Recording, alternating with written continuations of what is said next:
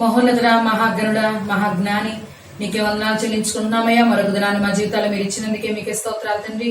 ఎందుకు పనికిరాని మమ్మల్ని ఆయన అయోగ్యులమే మమ్మల్ని తండ్రి ఎంతగా కాచి దాచి కాపాడుతున్నావయ్యా. ఏమిచ్చినా మరణాన్ని మేము తీర్చుకోలేము తండ్రి.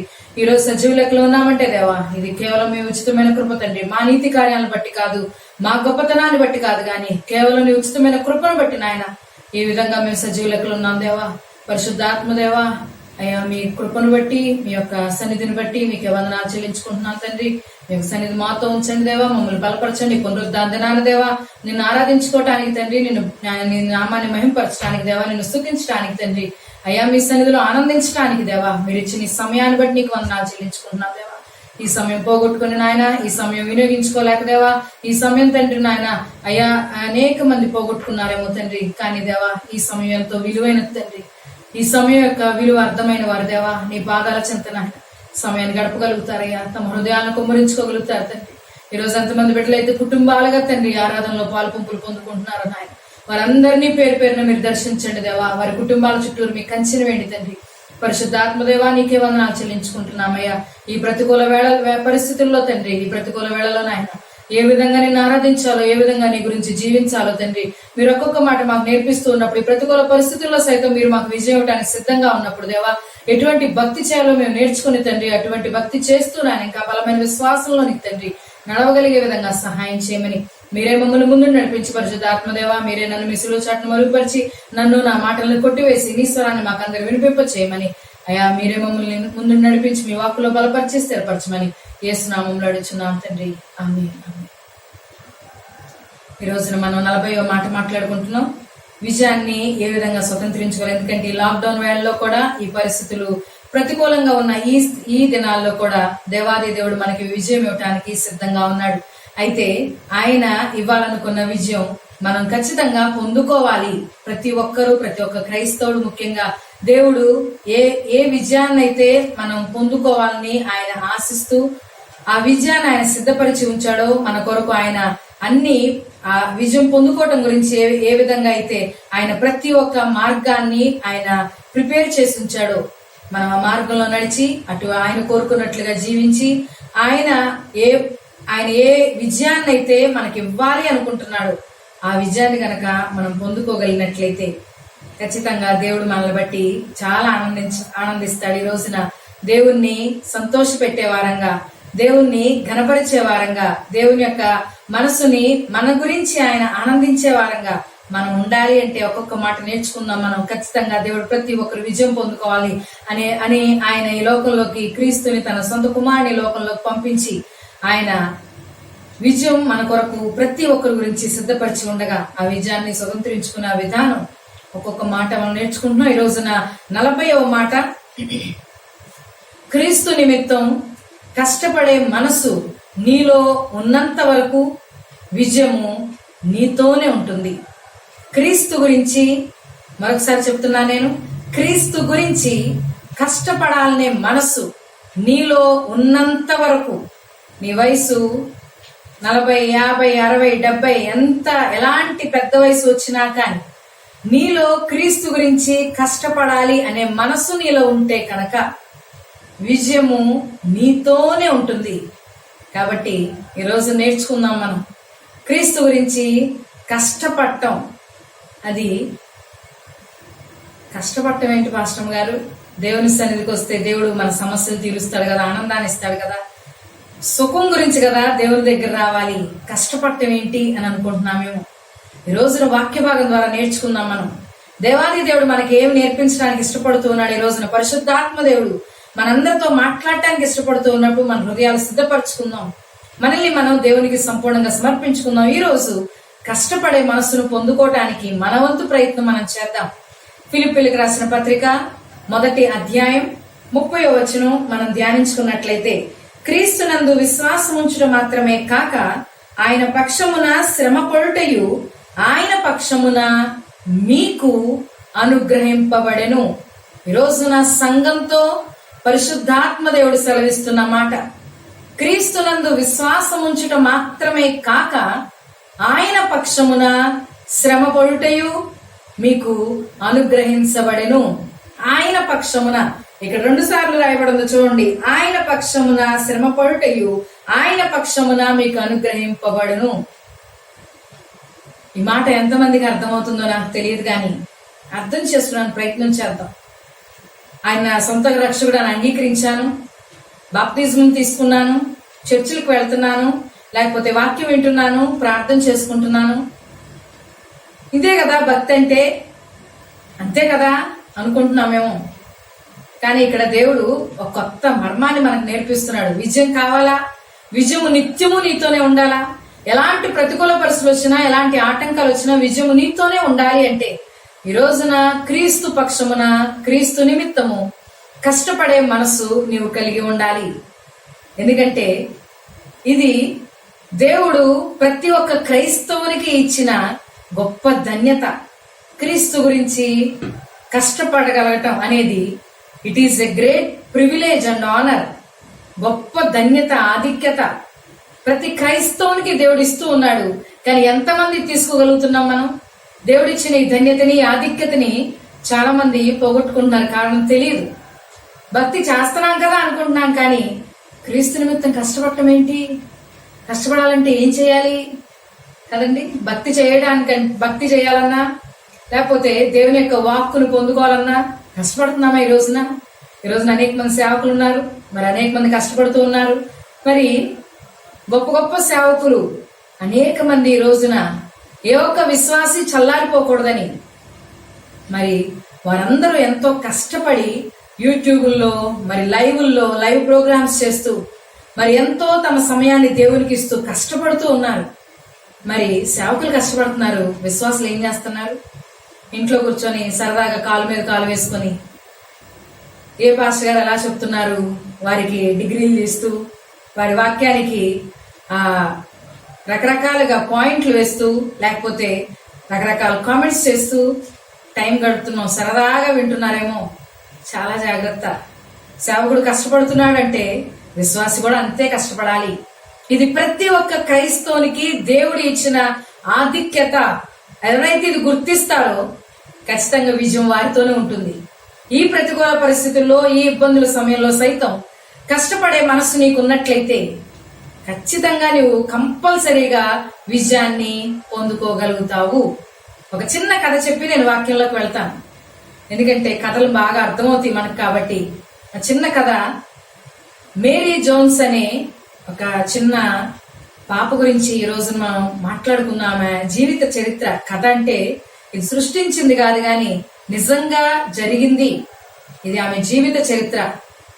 1784 సంవత్సరంలో వేల్స్, నార్త్ వేల్స్ దేశంలో టిందాల్ అనే గ్రామంలో పుట్టింది ఈమె. మోలీ జోన్స్, జాకబ్ జోన్స్ అనే దంపతులకి మేరీ జోన్స్ పుట్టిందంట. అయితే ఈమె పుట్టిన ఆ గ్రామంలో స్కూల్స్ ఉండేవి కాదు, పెద్దగా చదువు తెలియదు, కేవలం సండే స్కూల్కి వెళ్ళేదంతే. ఆ సండే స్కూల్లో పాస్టర్ గారు చెప్పిన వాక్యం ఆమె వింటూ ఉండేది. ఆ వాక్యం ఎప్పుడు కూడా వీళ్ళు ధ్యానించుకుంటూ ఉండేవారంట. చాలా పేద కుటుంబం. అప్పట్లో బైబిలు కేవలం ధనిక కుటుంబాల్లో మాత్రమే ఉండేది. చదువుకున్న వాళ్ళు చాలా తక్కువ మంది ఉండేవారు, ధనికులు కూడా తక్కువ ఉండేవారు. వారి దగ్గర మాత్రమే ఉండేదంటే పేదవారికి అసలు ఆ సమస్య లేదు. బైబిల్ చదువుకుందామన్నా వారు కేవలం చర్చిలో ఏదైతే ఒకసారి వింటారో వారమంతా దాన్ని ధ్యానించుకోవడమే.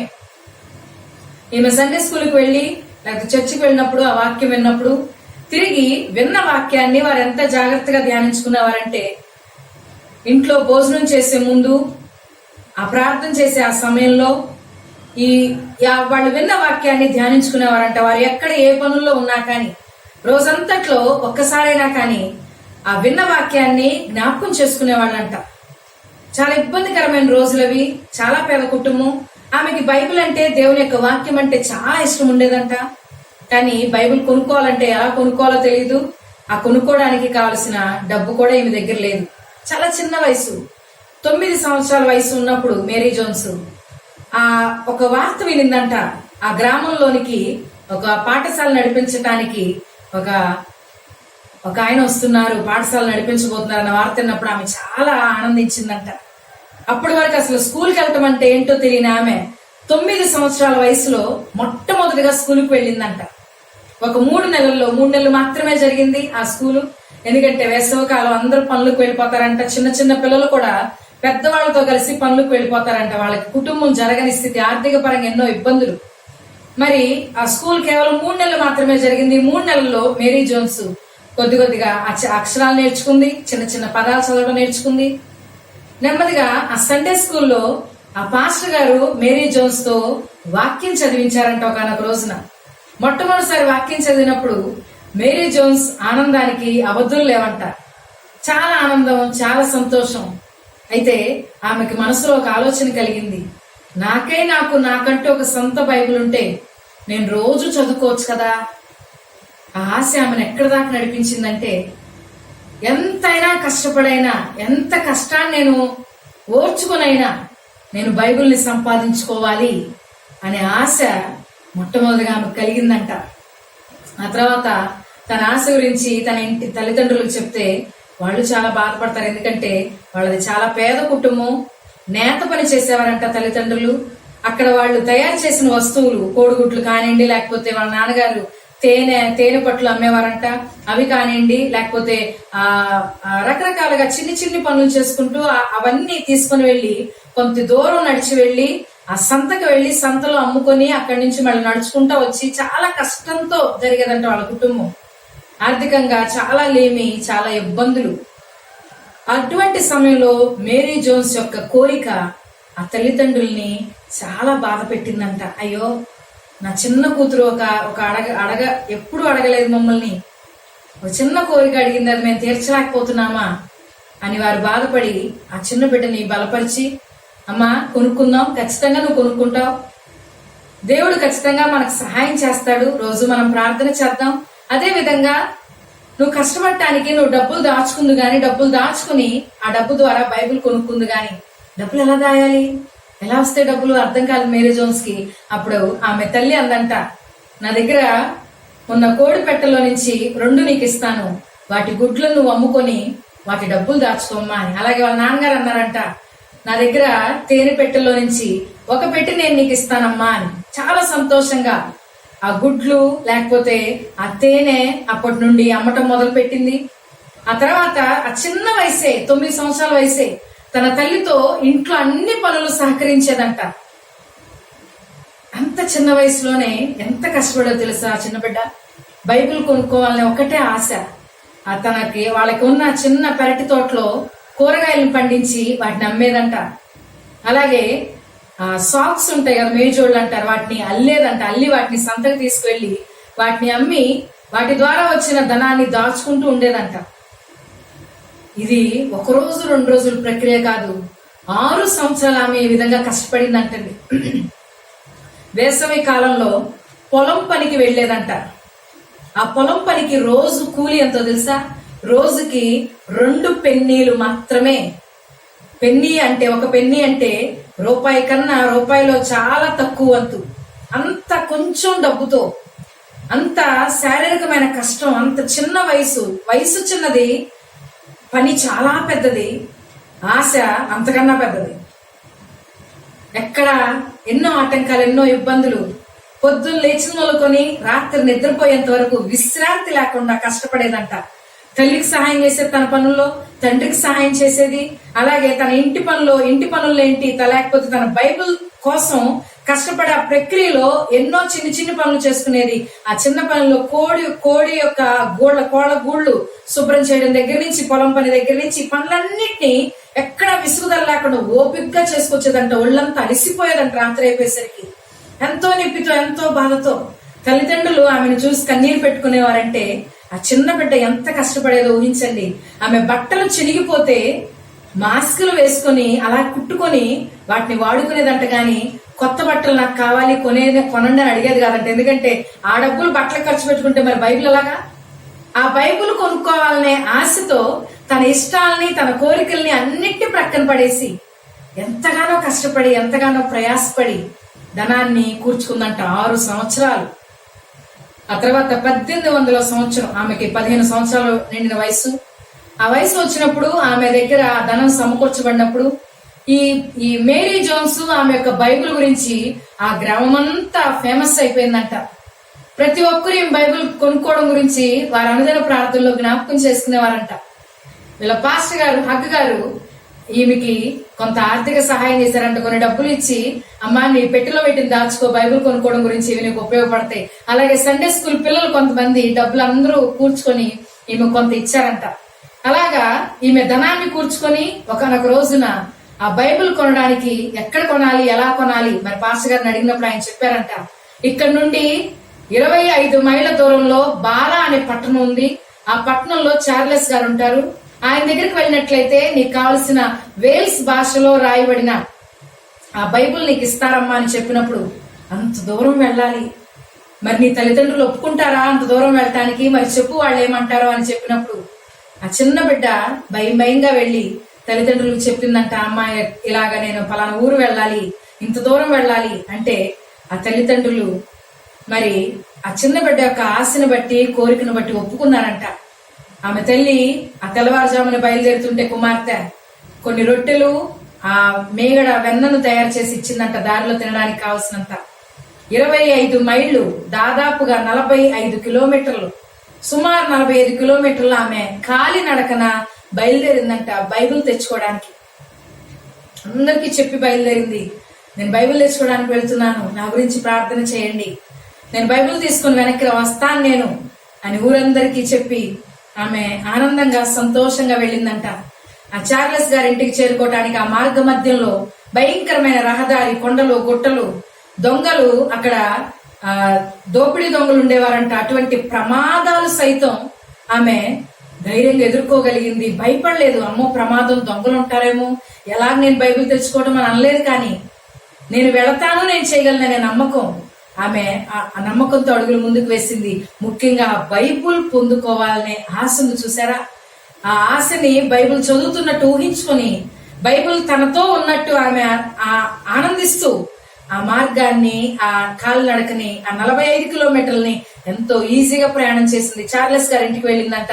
ఇంటికి వెళ్ళేసరికి అక్కడ ఒక వార్త విని ఆమె చాలా భయపడింది. ఎందుకంటే అక్కడ వెళ్ళిన తర్వాత ఆయన చెప్పిన వార్త ఏంటంటే, అమ్మ వేల్స్ భాషలో ఉన్న బైబిల్స్ అన్ని అమ్ముడిపోయాయి, ఒక్క బైబిలే ఉంది, అది నా స్నేహితుడికి ఇవ్వాలని నేను ప్రమాణం చేశాను, అతడు ఆ బైబిల్ గురించి పేమెంట్ కూడా ఇచ్చేశాడు, కాబట్టి అతనికే ఈ బైబిల్ నేను ఇవ్వాలి అని చెప్పినప్పుడు ఈ చిన్న బిడ్డ అప్పటి వరకు తన బైబిల్ గురించి ఎంత కష్టపడిందో, అంత దూరం నుంచి వచ్చిందని ఆమె చెప్పినప్పుడు అక్కడ ఉన్న చార్లెస్ గారు ఈమె పడిన చిన్న బిడ్డలో ఉన్న కోరికను చూసి, ఆమె పడిన కష్టాన్ని చూసి, పోలేమ్మా నా స్నేహితునికి నా దగ్గర నుండి ఇచ్చేస్తాను, ఇది నువ్వు తీసుకో అని చెప్పి ఆ చిన్న బిడ్డకి ఆ బైబిల్ని ఇచ్చారంట.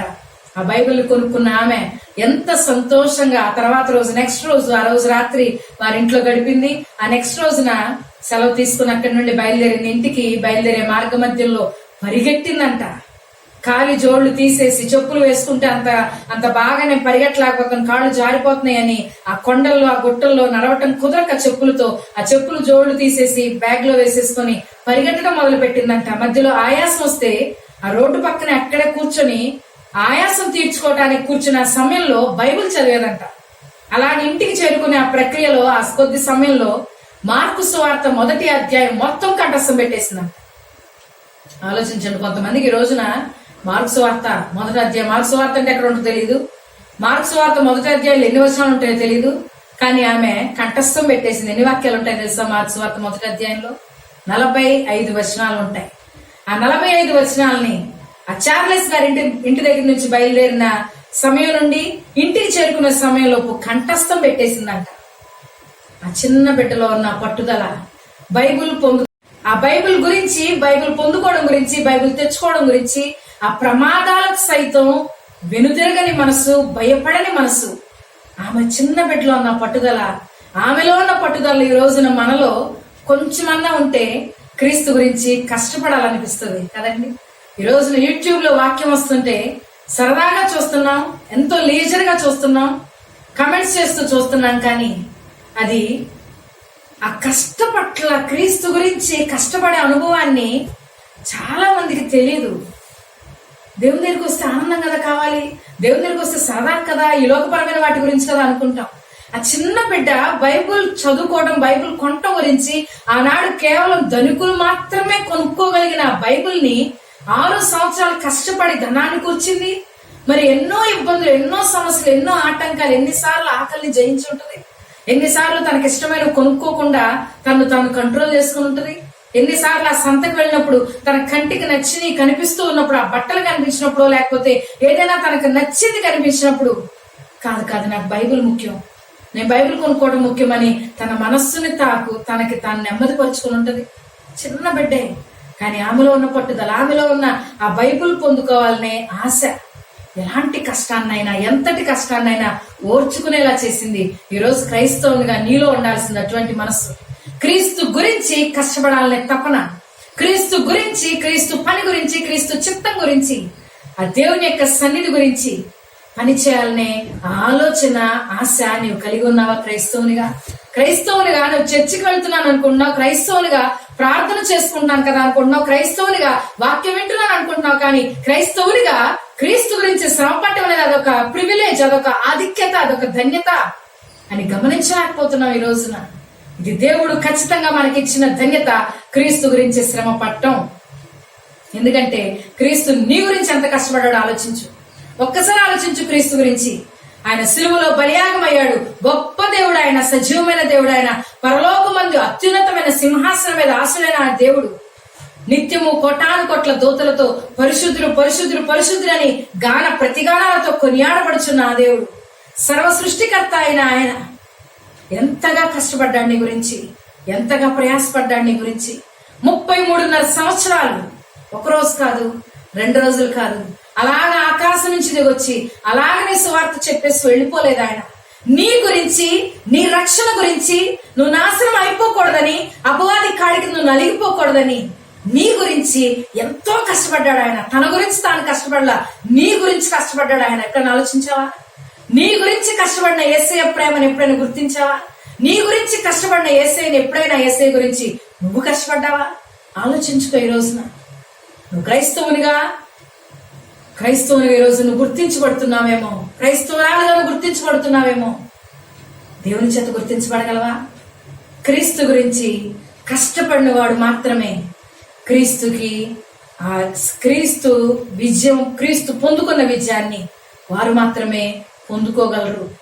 ఎవరైతే నన్ను వెంబడించగోరిన ఎడల, ఎవడైనా నన్ను వెంబడింపగోరిన ఎడల వాడు తన సిలువను ఎత్తుకొని నన్ను వెంబడించవలెను. ఈ మాటలో అదే అర్థమండి. ఎవడైనా నేను కావాలి, నేను సిద్ధపరిచిన విజయం కావాలి అంటే నా గురించి నేను మోస్తున్న సిలువను మోయడానికి సిద్ధంగా ఉండండి. అటువంటి మనస్సును పొందుకోండి. అందరికి దీవెనలు కావాలి, లాటరీ టికెట్లు కావాలి, లాటరీ టికెట్ నెంబర్లు కావాలి. దేవుని దగ్గర రాగానే అలాగా మ్యాజిక్ అయిపోవాలి, సమస్యలన్నీ పోవాలి, కుటుంబాలు మారిపోవాలి, దీవించబడాలి, ఉన్నత స్థితి కావాలి. కానీ ఆయన కాడు ఎవరికి కావాలి? ఆయన మోసిన కాడు ఎవరికి కావాలి? ఆయన గురించి కష్టపడటం ఎవరికి కావాలి? కదండి. ఈరోజు ఎవరికి అక్కర్లా. కానీ వాక్యం వింటున్నా నీవు ఈ రోజును పరీక్షించుకో. దేవుడు ఈ రోజు నిన్ను పిలుస్తూ ఉన్నాడేమో. ఈ రోజు నీకు అవకాశం ఇస్తూ ఉన్నాడు ఆయన. ఈ రోజు నీకు యోగ్యతనిస్తున్నాడు ఆయన. ఆయన గురించి కష్టపడ మనస్సు నీకు ఉందా? ఆయన గురించి కష్టపడాలనే ఆలోచన నువ్వు కలిగి ఉన్నావా? ఈ లాక్డౌన్ వేళలో, ఈ ప్రతికూల పరిస్థితుల్లో ఎక్కడ వారక్కడ చల్లారిపోయారండి. ఎక్కడ వారక్కడ ఆత్మీయతను కోల్పోయి, ఎక్కడ వారక్కడ విశ్వాసాన్ని కోల్పోయి, ఎక్కడ వారక్కడ ఏదో తింటున్నాం కదా, త్రాగుతున్నాం కదా, బ్రతుకుతున్నాం కదా అనుకుంటున్నాం, కానీ దేవుని ఉద్దేశాలు, దేవుని ఆలోచనలు గ్రహించలేకపోతున్నామా? ఈ రోజును పరిశీలించుకున్నామా? దేవుని గురించి, క్రీస్తు గురించి కష్టపడాలనే మనస్సును పొందుకుంటే ఈ రోజున నువ్వు కలిగి ఉండవలసింది never never never never give up. ఎప్పటికీ నువ్వు ఓటమిని అంగీకరించవు. ప్రతికూల పరిస్థితులు వచ్చినాయి, ఇప్పుడు నాకు కష్టపడే అవకాశం లేదు అని కష్టపడటం మానేద్దు. ఎప్పటికీ నువ్వు ఓటమిని అంగీకరించద్దు. నువ్వు కష్టపడే మనస్సుని నువ్వు పొందుకోవాలంటే ఓటమిని అంగీకరించిన మనసు మొదట నువ్వు కలిగి ఉండాలి. ఓటమిని అంగీకరించని మనసు, ఓడిపోని మనసు, ఇది అవ్వదులే, ఇది నేను చెయ్యలేనులే అనే ఆలోచన ఎప్పటికీ నీకు రాకూడదు. ఈ ఆటంకం నేను దాటలేనులే, ఇది ప్రమాదం, ఇది భయంలే అనే ఆలోచన సైతం నీ మనసుకు తాకనివ్వద్దు. ఖచ్చితంగా ఈ రోజున దేవుని యొక్క సన్నిధి, దేవుని యొక్క వాక్కు, దేవుని యొక్క కృప నీతో ఉన్నాయి కాబట్టే ఈ రోజు నువ్వు సజీవ లెక్కలో ఉన్నావు. ఈ రోజు నువ్వు అనుభవిస్తున్న ఈ జీవితం, ఈ రోజు నువ్వు అనుభవిస్తున్న ఈ ఆయుష్, ఈ రోజు నీలో ఉన్న నీ ప్రాణానికి మూలం ఆయన. ఆయన లేకపోతే మనం ఒక పెద్ద జీరో. ఆయన కొరకు ఉపయోగపడలేకపోతే, ఆయన గురించి కష్టపడలేకపోతే మనం క్రైస్తవులుగా మనకు మనం మోసం చేసుకుంటున్నాం. కానీ దేవుని దృష్టిలో మనం క్రైస్తవులం కాలేము. నువ్వు క్రైస్తవులుగా దేవుని చేత గుర్తించబడాలి. నువ్వు క్రైస్తవులుగా క్రీస్తు పొందుకున్న విజయాన్ని పొందుకోవాలి అంటే ఖచ్చితంగా ఈ రోజున క్రీస్తు గురించి కష్టపడే మనసును పొందుకొని ఉండాల్సిందే. నీ గురించి కష్టపడిన క్రీస్తును ఒకసారి చూడు. నీ గురించి ఆయన సిలువలో బలియాగమయ్యాడు. నీ గురించి ఆయన 40 కొడా దెబ్బలు తిన్నాడు. నీ గురించి ఆయన ముఖం మీద ఉమ్మి వేయించుకున్నాడు. నీ గురించి ఆయన అరచేతుల అరికాళ్ళలో మేకులు కొట్టించుకున్నాడు. నీ గురించి ఆయన తన తల మీద ముళ్ళ కిరీటాన్ని పెట్టించుకున్నాడు. నీ గురించి తన ప్రక్కలో బళ్ళెపు పోటు పడిపించుకున్నాడు. నీ గురించి తన ముఖం మీద ఉమ్మి వేయించుకున్న ఆ యేసే గురించి నువ్వేం చేసావు ఇప్పటి వరకు? పరిశీలించుకో. ఏం చేశావు? దేవుని గురించి నేను ఏం చేశాను? ఆయన గురించి ఏం కష్టపడ్డాను నేను? వాక్యం గురించి ఎప్పుడు కష్టపడి ఎప్పుడు నిలబడ్డావు నువ్వు? ఆలోచించుకో. వెనక్కి తిరిగి నీ భక్తి చేసిన దినాలు జ్ఞాపకం చేసుకో. ఇప్పటి వరకు నీ ఆత్మీయతను జ్ఞాపకం చేసుకో. క్రీస్తు గురించి ఎంత కష్టపడ్డావు? జవాబు నీకు తెలుసు. క్రీస్తు గురించి నువ్వు ఏమేం కష్టపడి పనులు చేసావు? జవాబు నీకే తెలుసు. కొంతమంది ఉంటారు, ఎవరో గురించి చేసేవారు, ఎవరో చెప్తే చేసేవారు. ఉపయోగం లేదు. నీలో ఇన్హెరెంట్ గా ఉండాలి దేవుని గురించి కష్టపడాలనే కోరిక, దేవుని గురించి పనిచేయాలనే తపన. అటువంటి ఆశ నీలో లేనట్లయితే ఎప్పటికీ నువ్వు నిజమైన క్రైస్తవుడు కాలేవు. నీలో ఆ ఓటమిని అంగీకరించే మనసు ఓడిపోతూ నిత్యము ఓడిపోతున్నావు.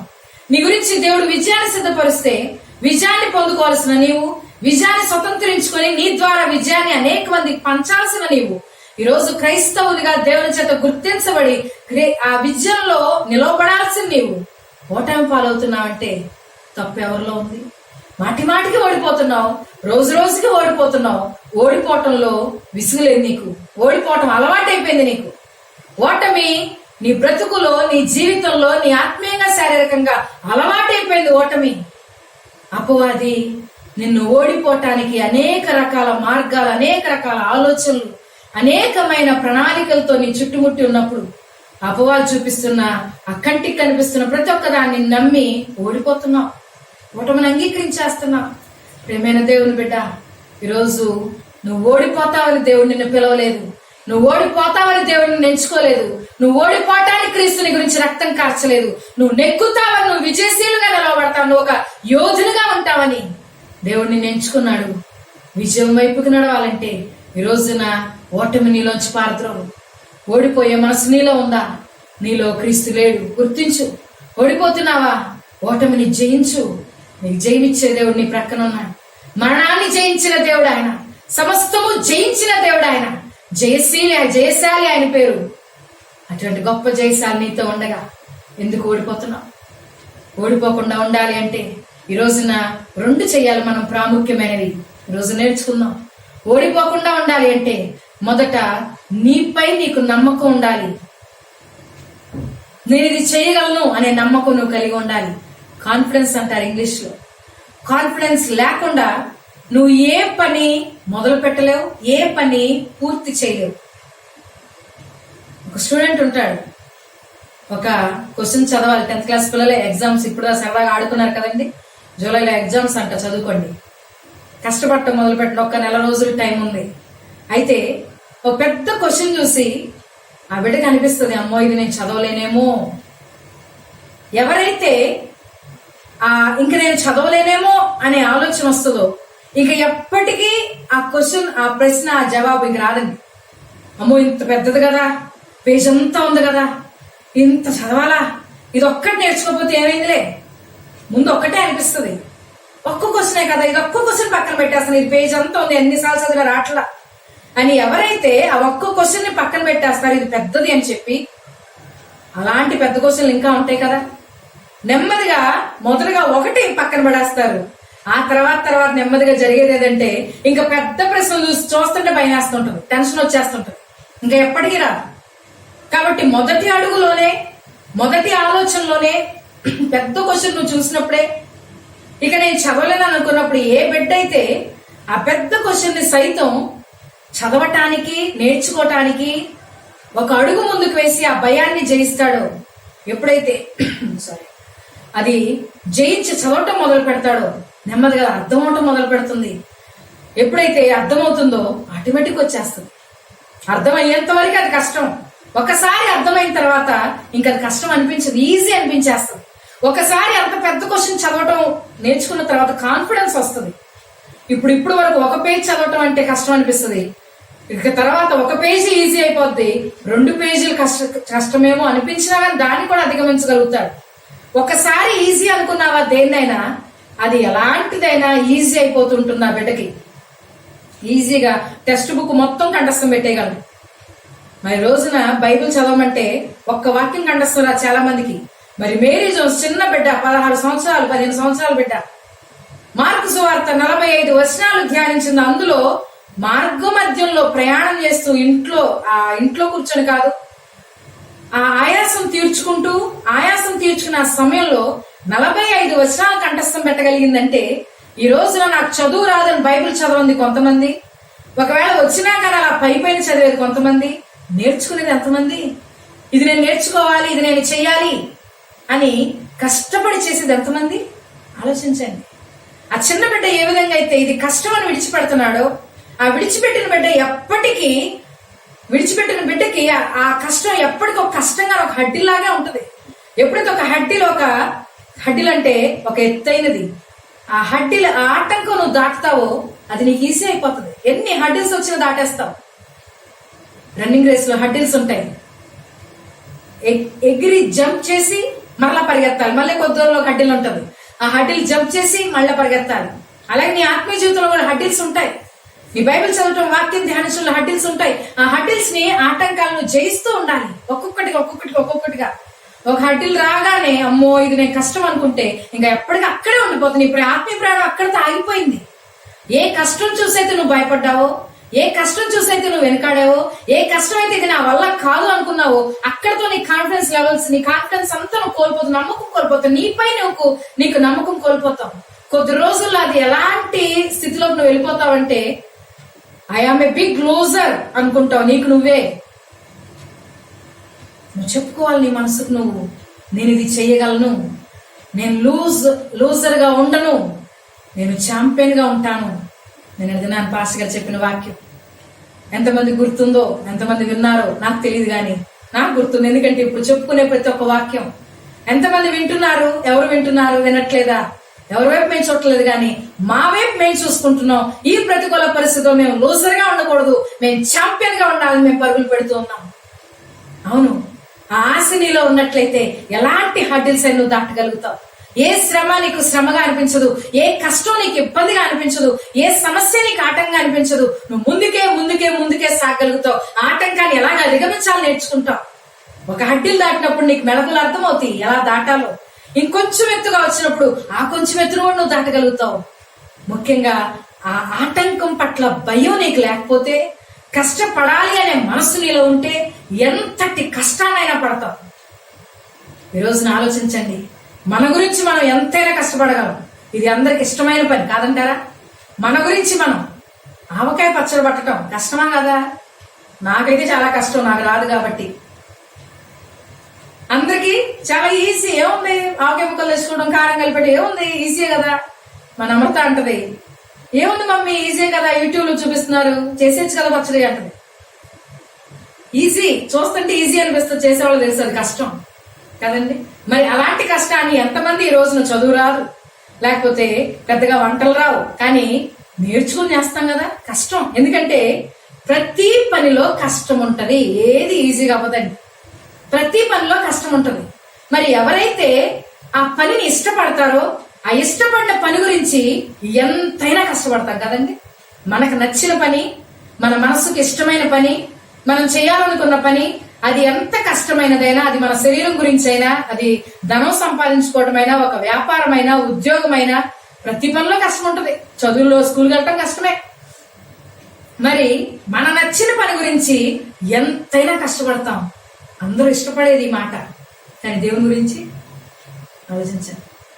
బైబిల్ చదివావా అంటే నాకు టైం లేదనేది కొంతమంది, కుదరదనేది కొంతమంది. ఎందుకంటే ఇష్టం లేదు, మనకి కష్టం అనిపిస్తుంది.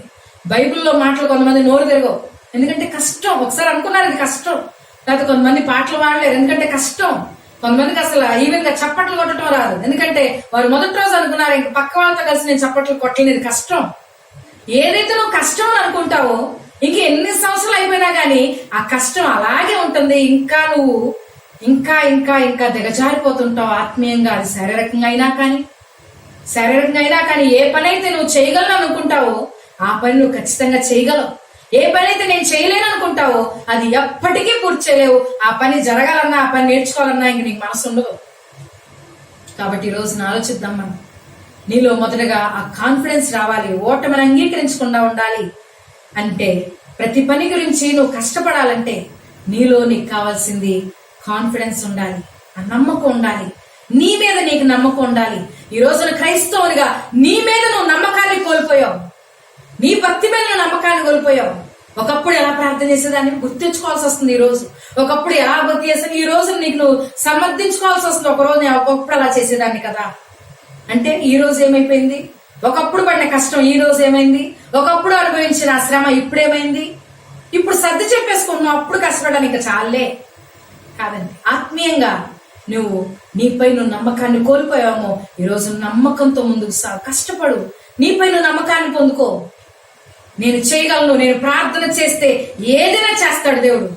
నేను ప్రార్థన చేస్తే ఈ కరోనా వైరస్ సైతం దేవుడు ఆపుతాడు. ఎందుకు ప్రార్థన చేయలేను? నేను చేస్తానని నమ్మకంతో నువ్వు ప్రార్థన చేస్తే దేవుడు సహాయం చేయడా? ఖచ్చితంగా చేస్తాడండి. ఈ రోజున క్రైస్తవులు తమ మీద తాము నమ్మకాన్ని కోల్పోయారు కాబట్టే అపవాది రాజ్యం వెళ్తుంది. ఈ రోజున అపవాది విజయంతో వికటాటహాసం చేస్తుందంటే దానికి కారణం క్రైస్తవులమైన మనమే. ఎవరో కాదండి. ఎవడ తప్పు ఇళ్ళ తప్పు అనుకోకండి. నాదే తప్పు.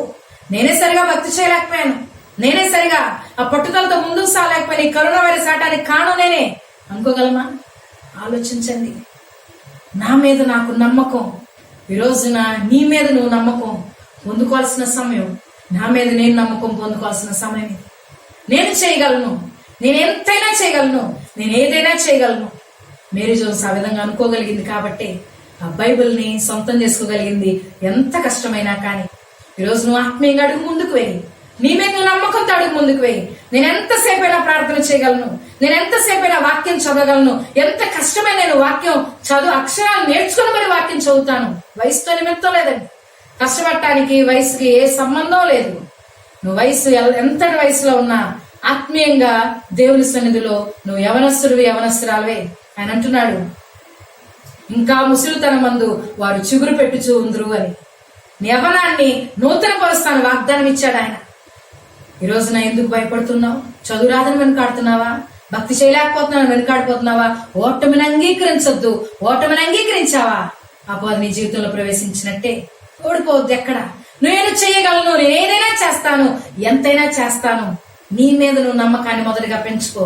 ఆ తర్వాత నీలోని నమ్మకం పెరిగిన తర్వాత ఒక్కొక్కసారి నీకై నువ్వు ఆ నమ్మకాన్ని జయించిన ఆటంకాలు వస్తాయి, నీకై నువ్వు చేయలేని పరిస్థితులు వస్తాయి. ఈ రోజున కరోనా వైరస్ వచ్చింది నిజమే, చాలా ప్రతికూలతే. ఈ కరోనా వైరస్ ని మనకై మనం ఏమైనా చేయగలమా? ఎవరేం చేయలేరండి. మనకై మనం ఈ వైరస్ ని చంపగలమా? ఎండ కూడా చంపలేకపోతుందంట. ఈ వైరస్ 30 రకాల రూపాలు తీసుకుంటుందంట. ఈ వైరస్ కంటికి కనిపించట్లేదు కానీ చాలా బలమైందండి. మనం చేయలేని పరిస్థితులు. అలాంటి పరిస్థితుల్లో నువ్వు చేయవలసిందేంటి? దేవా నేను చేయలేనయ్యా, ఇంక ఇంతేలే, ఈ కరోనా వైరస్ తో నా జీవితం అయిపోయింది అనుకోవటం కాదండి. అది ఓటమిని అంగీకరించడం. ఈ కరోనా వైరస్ వేళలో దేవా నేనేమీ చేయలేను, నా శక్తితో, నా జ్ఞానంతో, నా బలంతో ఈ కరోనా వైరస్ తో నేను పోరాడలేనయ్యా, కానీ నేను బలహీనుణ్ణి, కానీ నాలో ఉన్న దేవుడు గొప్ప బలవంతుడు. ఎంతమంది నమ్ముతున్నారు ఈ మాట? హల్లెలూయా. దేవుని యొక్క సన్నిధి మనతో ఉంటే మనం బలవంతులు. మనం పోరాడలేం కరోనా వైరస్ తో, కానీ ఇలాంటి కరోనా వైరస్లు, ఎబోలాలు, సాసులు ఎన్ని ఒకేసారి ముఖముడికి వచ్చినా గానీ ఆయన పోరాడగలడు. ఎందుకంటే ఆయన బలవంతుడు, ఆయన సర్వ సృష్టికర్త. ఈ రోజున రెండవదిగా మనం చేయవలసింది, మొదటిగా నీపై నువ్వు నమ్మకాన్ని పెంచుకోవాలి. రెండవదిగా దేవుని మీద నమ్మకాన్ని పెంచుకోవాలి. ఆయన సర్వ సృష్టికర్త. పౌలు భక్తుడు అంటాడు, నేను బలహీనుణ్ణే, కానీ నేను ఎప్పుడైతే బలహీనున్నో అప్పుడే బలవంతుడు. ఎందుకంటే నా బలహీన సమయాల్లో ఆయన నాతో ఉన్నాడు కాబట్టి. ఈరోజు నా మాట నువ్వు అనుకోగలవా? నీ బలహీనమైన సమయంలో, ఇంకా నీ శక్తితో నీ జ్ఞానంతో నువ్వు చేయలేని ఆ సమయంలో, నీకై నువ్వు నమ్మకాన్ని కోల్పోతున్న ఆ సమయంలో నువ్వు దేవుని వైపు చూసి ఆ నమ్మకాన్ని తిరిగి పొందుకోగలిగినట్లయితే ఖచ్చితంగా క్రీస్తు గురించి కష్టపడే మనసు నువ్వు పొందుకుంటావు. వాటిని అంగీకరించదు. ఇది అవ్వదు అనే ఆలోచన, ఇంకా నేను చేయలేను, ఇప్పుడు నాకు చేయగలను అనుకున్నావు, కొన్ని చేసావు, కొంతవరకు చేసిన తర్వాత ఒకానొక సమయంలో విసుగుదల వచ్చేస్తుంది, నీకు ఓటమిని అంగీకరించి ఆ మనసు వచ్చేస్తుంది. ఇంత కష్టపడ్డాను కానీ ఇది చేయగలనంటావా? ఇప్పటి వరకు చేయగలిగాను కానీ ఇంకిప్పుడు అవ్వదులే, ఇప్పటి వరకు ప్రార్థన చేస్తున్నాను కానీ ఇప్పుడు కుదరదులే. ఇదే ఓటమిని అంగీకరించే మనసు. ఈ సమయంలో నువ్వు దేవుని మీద ఆధారపడాలి. ఈ సమయంలో ఆ గొప్ప మహోన్నతులైన దేవుని వైపు చూడు, ఆయన్ని నమ్ము. నువ్వు బలహీనుడివే కానీ ఆయన బలహీనుడు కాదు కదా, నువ్వేమి చేయలేని వాడివే కానీ ఆయన ఏమి చేయలేని వాడు కాదు కదా. ఆయన సమస్తము చేయగలడు. నువ్వు అడుగు వాటన్నిటికంటే, నువ్వు ఊహించు వాటన్నిటికంటే నువ్వు అత్యధికంగా చేయగల శక్తి గల దేవుడు ఆయన. ఆయన వైపు చూడు, ఆయన చేయి పట్టుకో, ఆయన్ని నడిపిస్తాడు. దేవుని పని గురించి కష్టపడాలనే మనసు కలిగి ఉండు. నేను ఒక ఉదాహరణ చెప్తాను, నేను రెఫరెన్స్ తీయట్లేదు కానీ నోవహుకి దేవుడు ఒక పని అప్పచెప్పాడంట. నోవహుకి దేవుడు ఒక పని అప్పచెప్పాడు, నీ కొరకు నీ కుటుంబం కొరకు ఒక ఓడ సిద్ధం చేయి నోవహ. నేను లోకం మీదకి భూమి మీదకి జలప్రళయాన్ని పంపించబోతున్నాను. ఆ జలప్రళయంలో నశించిపోకుండా ఉండాలి అంటే నీ కొరకు ఒక ఓడ సిద్ధం చేయి. ఇక్కడ వరకు చాలా బాగుంది కదండి. జలప్రళయం రాబోతుందంట, దేవుడు నా గురించి ఒక ఓడ తయారు చేసుకోమన్నాడు. అప్పటి వరకు ఆ నోవహుకి చాలా ఆనందం అనిపించుంటుంది దేవుని మాటలు విన్నంతసేపు. నీ కుటుంబం నశించిపోకూడదయ్యా, నువ్వు నిందారైతుడిగా నీతిమంతుడు కనిపించావయ్యా, దేవుడు సర్టిఫికేట్ ఇస్తున్నాడు. నోవహుకి ఎంత ఆనందించుంటాడు. నోవహు కొంచెం సేపు గాలిలో ఎగిరి తేలిగాడండి. ఎందుకంటే ఒక మనిషి మనల్ని మెచ్చుకుంటుంటేనే ఎంతో గొప్పగా గర్వంగా ఉంటుంది మనకి. అలాగా దేవాది దేవుడు అంతగా సర్వ సృష్టికర్త మరి నోవహును పొగుడుతూ ఉంటే, నువ్వు నిందారైతుడివి, నీతిమంతుడివి, నేను నిన్ను కరెక్ట్ గా ఉంటాను, నేను చూశాను, ఈ పాపంలో ఉన్న వీరి మధ్యలో నిన్ను ప్రత్యేకించుకున్నావు, నువ్వు చాలా మంచోడివయ్యా అంటుంటే నోవహుకి ఎలా ఉంటది? అందులో నేను జలప్రళయం పంపించబోతున్నాను కాబట్టి ఆ జలప్రళయంలో నీవు నీ కుటుంబం కాపాడబడాలి, నీ కుటుంబంలో ఉన్న ఆ 8 మంది ఆనందంగా ఉండాలి. ఆ మాట దేవుడు విడుదల చేసిన ఆ ప్రతి ఒక్క పక్షి జాతిని, ఆ జంతు జాతిని కూడా ఆ ఓడలో నువ్వు చేర్చుకోవాలి. ఇక్కడ టప్మని ఆ గాల్లో తేలియాడుతున్న నోవహు ఒక్కసారి కిందకి జారిపడి ఉంటాడు. ఆ గుండె జారిపోయి ఉంటుంది. ముఖ్యంగా నా వరకు ఓడ చేసుకోవటం, ఒక చిన్న బోటు, ఒక చిన్న ఓడ, 8 మందికి ఓడ కట్టుకోవటం పెద్ద కష్టం కాదేమో. కష్టమే రానాళ్ళకైతే, వచ్చిన పని అయితే గనక అది పెద్ద కష్టం కాకపోవచ్చు. కానీ అప్పట్లో లెక్కల ప్రకారం విజ్ఞానవేత్తలు, సైంటిస్టులు ఊహించారు ఎన్ని జాతులు ఉండొచ్చు అంటే 7,000 జాతులు, 7,000 స్పీసీస్ ఉండొచ్చు అని. అన్ని జాతుల్ని అట్లా 2 రకాలు, రెండింటిని తెచ్చుకొని ఓడలో ఉంచాలి. ఎంత పెద్ద ఓడ కట్టాలి. ఆ ఓడ యొక్క డైమెన్షన్స్ ఒక్కసారి చూద్దాం మనం. ఆ ఓడ ఎంత డైమెన్షన్స్ కలిగి ఉంది అంటే, దేవుడు నోవహుని ఓడ కట్టమన్నప్పుడు ఆనాడు కొలతల ప్రకారం ఆ ఓడ పొడుగంట 450 అడుగులు, వెడల్పు 75 అడుగులు, ఎత్తు 45 అడుగులు కలిగి 3 అంతస్తుల ఓడని దేవుడు కట్టమని చెప్పాడంట. దేవుడు నోవహుకి ఆ మాట విడుదల చేసినప్పుడు అది ఎంత ఎత్తైనది ఉండాలి, ఎంత పొడవుగా ఉండాలి, ఆ మూలలు లెక్క చెప్పినప్పుడు నోవహు గుండె జారిపోయి ఉంటుందండి. ఇంత పెద్ద ఓడ కట్టాలి, చెక్క దేవుడి వల్ల నోవహు కూర్చుకోవాలి కష్టపడి. అయ్యా నా వరకైతే నేను కష్టపడటం ఇది అందరికి నచ్చిన, ఇందాక నేను చెప్పాను, ఎవరు సొంతం గురించి వారు కష్టపడటం చాలా తేలిక, ఇంకొకరి గురించి కష్టపడాలంటే చాలా బాధ, ఇబ్బంది కదండి. నోవహు కూడా ఆనాడు కొంచెం ముందు ఇబ్బంది అనిపించుంటది కానీ బాధపడాల నోవహు. ఎందుకంటే దేవుడు చెప్పిన పనిని చేయగలడు అనే నమ్మకం దేవునికి ఉంది కాబట్టి ఆ రోజున అనేక మంది ఉన్నారేమో, ఇంకా భక్తి పనులు ఉన్నారేమో తెలియదు, ఎందుకంటే ఎవరు లేరన్నాడు ఆయన. ఇంకెవరికీ చెప్పలేదు ఆ మాట, కేవలం నోవహుకే చెప్తున్నాడు.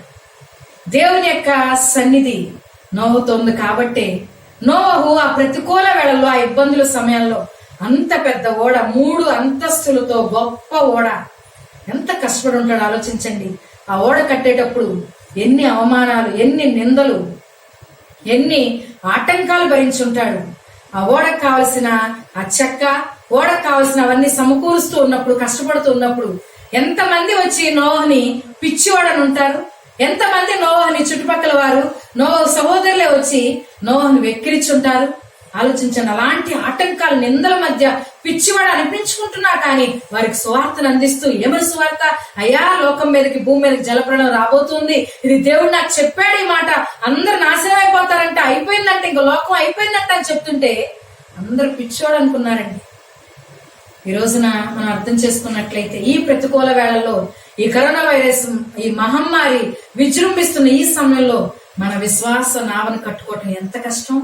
ఆనాడు శారీరకంగా నోవాహు ఎంత కష్టమైతే పడ్డాడో ఈ రోజున మనం కూడా అంత కష్టం పడాల్సిందే. ఎందుకంటే ప్రతి ఒక్కరు ఆత్మీయంగా చల్లారిపోయిన పరిస్థితి. మీరైనా, మేమైనా, ఎవరమైనా కానీ. అందుకని ఆత్మీయంగా చల్లారిపోతామనే భయంతోనే మేము మరి ఎక్కువగా ప్రయాసపడుతూ ఉన్నాం. ఖచ్చితంగా అపవాది ప్రతి ఒక్కరిని ఆ నులివెచ్చని స్థితిలోకి లాగేస్తుందండి. చల్లారి పరిస్థితి, అమృతమైన పరిస్థితిలోకి లాగేస్తుంది. ఎందుకంటే ఒక్కసారి నులివెచ్చని స్థితిలోకి వెళ్ళిపోయామా దేవుని నోటి నుండి ఉమ్మివేయబడతామంట. ఇక్కడ నోవాహు ఎంతో సువార్త చేశాడు, ఎంతో కష్టపడ్డాడు. ఆ రకరకాల జాతులు, ఆ జంతువుల్ని ఎంత కాలం ఉన్నాడంట నోవాహు ఓడలో? దినములు. 1 సంవత్సరం 10 దినములు ఆ ఓడలో ఉన్నాడంట నోవాహు. 1 సంవత్సరం 10 దినాలు నోవాహు ఆ ఓడలో ఉన్నాడంట. అంటే అంత కాలం ఆలోచించండి. 10 రోజులు లాక్డౌన్, ఇంకెక్కడ బయట ఏమి దొరకవు అని ఇప్పుడు మనకు చెప్పారనుకోండి, ఇంక మీరు బయటికి రాకూడదు 10 రోజులు. పాలకు కానీ, నీళ్ళకు కానీ, మంచినీళ్ళకి కానీ, కూరగాయలకు కానీ, దేనికి మీరు గుమ్మం దాటి బయటికి రాకూడదు. ఏది మీకు అందించబడదు. 10 రోజులు మీకు కావాల్సిన వాటిని కూర్చుకోండి అంటే ఎంత కష్టం మనకి. 10 రోజులు ఇంట్లో ఉండగలమా అండి? నలుగురు మధ్య ఫైటింగ్స్ అయిపోతాయి, గొప్ప యుద్ధాలు జరిగిపోతాయి ఇంట్లోనే, కాదంటారా? మరి నోవాహు జంతువులతో మరి 1 సంవత్సరం మీద 10 దినాలు ఉండాలంటే ఎంత కష్టమో, ఎంత ఆహారాన్ని కూర్చుకోవాలి, ఎంత క్రమమైన జీవితం కలిగి ఉండాలి, ఎంతగా తను తాను నలకొట్టుకున్నాడో దేవుని గురించి, దేవుని పని గురించి, దేవుని యొక్క పని నిమిత్తం. మొదలుగా ఓడ తయారు చేసే నిమిత్తం కష్టపడ్డాడు. ఆ తర్వాత ఆ ఓడలో నుంచి బయటికి రావడం గురించి మరి 1 సంవత్సరం పాటు ఓడలో ఉన్నాడు. అంటే ఎంత కష్టం, శారీరకంగా కష్టం, మరి మానసికంగా ఎంతో నలుగులాట, నిద్ర కూడా సరిగా పట్టని రాత్రులు. ఆ జలప్రళయం అంతా వచ్చేసినప్పుడు, ఆ నీరంతా వచ్చేసినప్పుడు తన సహోదరులు ఆ తలుపు తడతా, నోహా తలుపుతి అంటా ఉంటే ఆ ఆత్మీయుల యొక్క ఆక్రందనలు వింటూ ఎంత భయంకరం. తెరుద్దామన్నా కానీ ఆ తలుపు తెరవలేని స్థితి. ఎందుకంటే ఒకటే గుమ్మం, ఒకటే కిటికీ. ఆ గుమ్మం దేవుడు మూసాడంట, మళ్ళా తెరిచింది కూడా దేవుడే. నోహ ఏమీ చేయలేడు, ఓడలో ఉంటుంది తప్పితే. ఈ రోజున అపవాది నీ జీవితంలో ప్రవేశించడానికి సిద్ధంగా ఉంది. కానీ నోవహు వలె నువ్వు మెలకు కలిగి, నోవహు వలె ఓర్పు కలిగి, నోవహు వలె నీ మీద నువ్వు మొదటి నమ్మకం కలిగి ఉండి ఆ తర్వాత దేవుని మీద నమ్మకంతో నువ్వు ఈ రోజున నీ ఆత్మీయతను కాపాడుకున్నట్లయితే, ఆత్మీయతను కాపాడుకోవటం గురించి నువ్వు ఓటమిని అంగీకరించకుండా కష్టపడే మనస్సు నువ్వు పొందుకున్నట్లయితే ఖచ్చితంగా విజయం నీదే. ఆనాడు ఎంతో పెద్ద గొప్ప సమస్య వచ్చింది, లోకమంతా నశించిపోయింది. కానీ నోవహు కుటుంబం విజయం పొందుకున్నారంటే దానికి కారణం వారిలో ఉన్న దేవుని గురించి కష్టపడదామనే మనసు, దేవుని యొక్క చిత్తం నెరవేర్చాలనే మనసు, దేవుని ఇష్టం గురించి నా ఇష్టం పోయినా పర్లేదు, నా జీవితం పోయినా పర్లేదు అనుకున్న మనసు. కాబట్టి అయ్యా, పక్షులు, జాతులు అవి నువ్వు కాపాడుకోగలవు కదయ్యా, నీకు నువ్వు కాపాడేసుకోయ్యా, నా వరకు, నా కుటుంబం వరకు నేను ఓడ చేసుకుంటానయ్యా అని అనలేదండి. నీ పని నువ్వు చేసుకోదేవా అనలేదు. కానీ దేవా, నువ్వు నాకు అప్పగించిన పనిలో నేను నమ్మకంగా ఉంటానయ్యా, నువ్వు నాకు అప్పగించిన పనిని ఎంత కష్టమైనా చేస్తానయ్యా. ఈ రోజున అటువంటి ఆత్మీయత నువ్వు కలిగి ఉన్నావా? నువ్వు నిజంగా ఈ రోజున విజయం పొందుకోవాలి, ఆ విజయం నిత్యము నీతో నిలిచి ఉండాలి అంటే నీవు క్రీస్తు గురించి కష్టపడే మనసును కలిగి ఉండాలి. ఆ కష్టపడే మనసును పొందుకున్న నీవు అంతం వరకు కాపాడుకోగలిగితే, ఆ కష్టపడే మనసు నీలో ఉన్నంత వరకు విజయము నిన్ను అంటి పెట్టుకొని ఉంటది. నిన్ను విడిచి దూరంగా వెళ్ళమన్నాగానే వెళ్ళదు విజయం. ఓటమి నీ దగ్గరికి ఎప్పటికీ రాలేదు. ఈ రోజున అపవాది ప్రతి ఒక్కరి జీవితంలో ప్రవేశించడానికి సిద్ధంగా ఉన్నాడు. నాశనపుత్రుడు అనే అపవాది నీ జీవితంలోకి వచ్చి నిన్ను, నీ జీవితాన్ని నాశనం చేయడానికి, నీ ఆత్మీయతను చల్లార్చడానికి, దేవుడిని గురించి సిద్ధపరిచిన దీవెనలు దొంగిలించడానికి సిద్ధంగా ఉన్నాడు. కానీ ఈ రోజుల్లో, ఈ ప్రతికూల పరిస్థితులు, ఈ సంఘం ఆరాధనలు జరగని ఈ సమయంలో నువ్వు కష్టపడి నీ ఆత్మీయతను కాపాడుకో. కష్టపడి ఓటమిని అంగీకరించకుండా దేవుని చెయ్యి పట్టుకొని దేవుని సహాయాన్ని కోరి దేవుని మీద ఆధారపడుతూ ముందుకు సాగు. దేవుడు నిన్ను నీ కుటుంబాన్ని విజయముతో నింపి దీవించునుగాక. ఆమేన్. ప్రార్థన చేసి ముగించుకున్నామండి. పరిశుద్ధుడా, ప్రేమ గల తండ్రి, గొప్ప దేవుడా, నీకు వందనాలు చెల్లించుకుంటున్నామయ్యా. రాజాది రాజా, నీకే మహిమ నాయన ఉంది తండ్రి. ఆనాడు దేవా, నోవాహుకు మీరు అప్పగించిన పని ఎంతో భారమైనది దేవా. నోవాహు మీరు అప్పగించిన పని ఎంతో బాధ్యతతో నిండి ఉన్నది తండ్రి. మీకు ఇష్టమైన పని దేవా, మీకు ఇష్టమైన బిడ్డకు అప్పచెప్పావు తండ్రి. ఆయన ఆ ప్రతికూల సమయాల్లో దేవా, ఆ చెక్కను కూర్చుకోవటం, ఆహారం కూర్చుకోవటం తండ్రి, ఎంతో ఇబ్బంది, ఎన్నో అవమానాలు, ఎన్నో నిందలు.